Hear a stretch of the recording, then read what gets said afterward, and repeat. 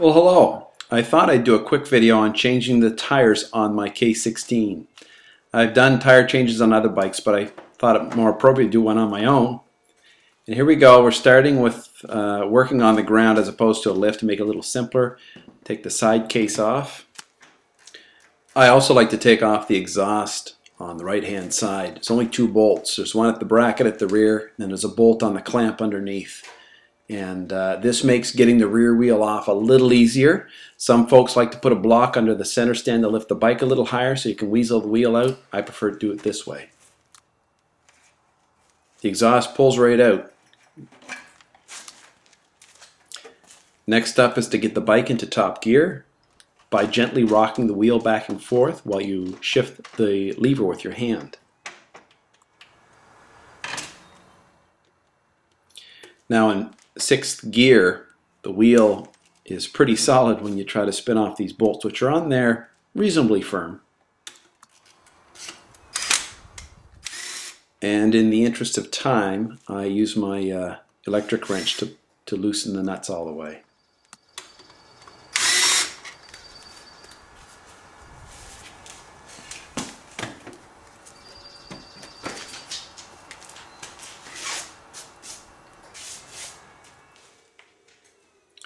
Now I like to empty the air out by removing the core of the valve and then popping the bead up on my Nomar tire changer. Now you've seen me change a tire before if you've watched my videos. I've done I think a couple sport bike tires and a cruiser, I think a Harley Road King. The process is the same. Some tires are easier than others. I find the BMW rear ones are a little tough because there's a low drop center. But I eventually got it on, and while the wheel is off, I take the time to clean it up because it's a whole heck of a lot easier to get at those spokes with the cloth now than when it's on the bike. Also from Nomar is a set of adapters for a BMW wheel for my balancer.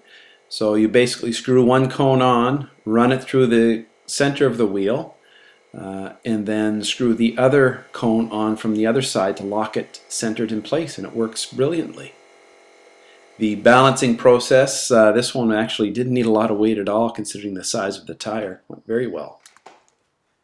And like the wheel, I get an opportunity to clean some areas that are easy to get to right now. For simple interest's sake, here's the driveline lash in the bike, which I find to be a lot. And also a neat feature which I just noticed, an adjustable mud flap. There you go.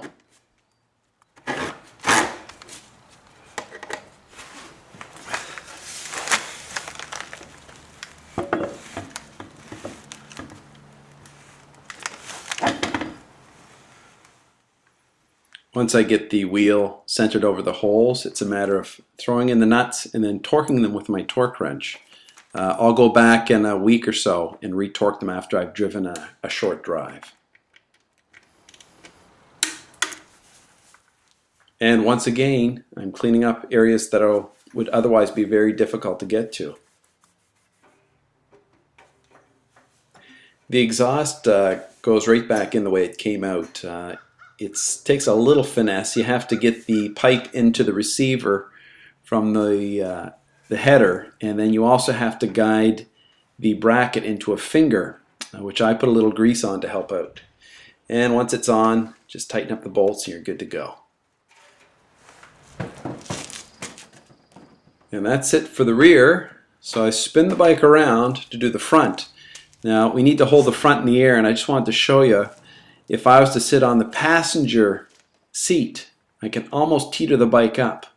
But I'm going to put a jack under the engine up front to hold the front end in the air. So I start first of all by unclipping the ABS line from the brake line. And then I remove the fender. Now I forgot to do this early on, but you do remove the fender right now. It's 4 simple bolts. Then off comes the caliper retainer bolts, and then I zip tie the caliper out of the way so I can pull the wheel off, but I don't have any weight on that brake line. Do the same for the other side, and I also loosen the clamp up on the right hand side of the axle so I can spin it. Once that clamp is loosened, I can loosen the axle itself. It loosens here from the right side. The left side is the retainer bolt. Once I get the axle loosened, I can actually loosen the pinch on the left side, which I can pull the nut a little bit, get the wheel out, just like I'm doing here. Makes it a little easier. Wheel rolls right out. Second verse, same as the first, cleaning up areas that are difficult to get to otherwise. After installing the new tire, I clean up the brakes with brake disc cleaner. Very, very important. And next I grease the axle. Makes it a little easier going in and preserves the metal.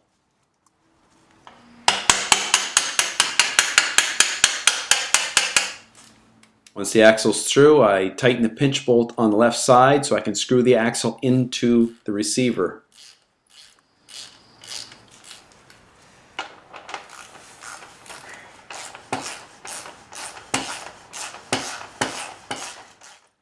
Now to get the calipers back on the discs, I have to open them up a little bit with an old screwdriver. Do this very, very gently because it's forcing fluid back up the line.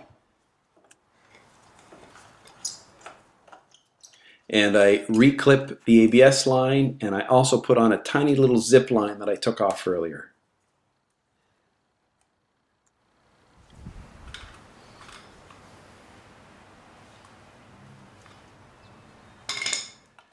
And here I go with my torque wrench. I start with the brake calipers, then I move down to the pinch bolt, torque that, and then I follow that up with torquing the axle. And after the axle is torqued, I torque the pinch bolt on the right side. And after everything is torqued, I put the fender on, and I go back up and pump the front brake to build pressure back up, because that can be a real eye-opener the first time you go out for a drive if you haven't done that. Anyway, fairly quick job, nice and easy. Until next time.